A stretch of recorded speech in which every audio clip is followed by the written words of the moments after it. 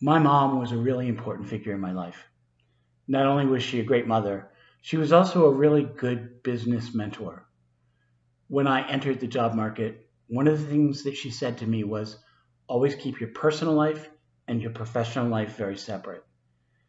Neither one of us admitted it at the time, but what that meant was don't let them find out you're gay. And for a lot of years, I lived in the professional closet. I learned to switch pronouns if I had to. I was very vague about what I did on the weekends when we talked on Monday. I didn't have a picture of my partner on my desk. And while it worked, it wasn't authentic and it was exhausting. As I changed jobs over the years, I loosened up a little, but not a lot. If pressed, I would admit that my partner was a man, but I still didn't have a picture on my desk. I still didn't talk about my personal life with my coworkers, and I kept myself somewhat apart. In 2006, I started with Serco. In 2007, my whole world changed. I found out I was HIV positive. I entered recovery for drug and alcohol addiction. And because I had been honest on my security clearance application, I was denied a clearance because I was in recovery. When my director called me in, I was fairly sure that meant that this was the end of my career with Serco.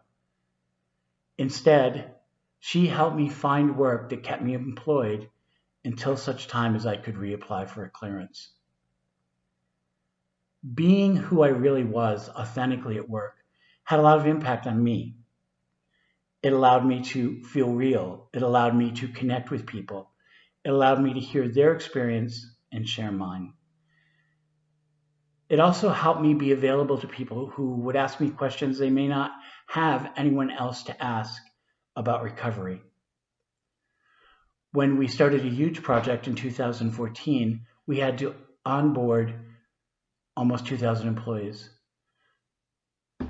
My manager asked me to teach drug and alcohol awareness. He also asked if I would share part of my story, because it was important that people understood that addicts were not people who lived under bridges or were homeless.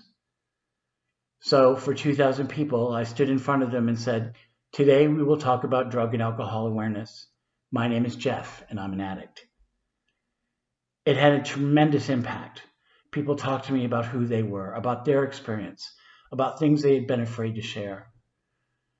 Being open about who I am has allowed me to answer questions that people didn't have someone else to ask. But it's also been a huge benefit to me.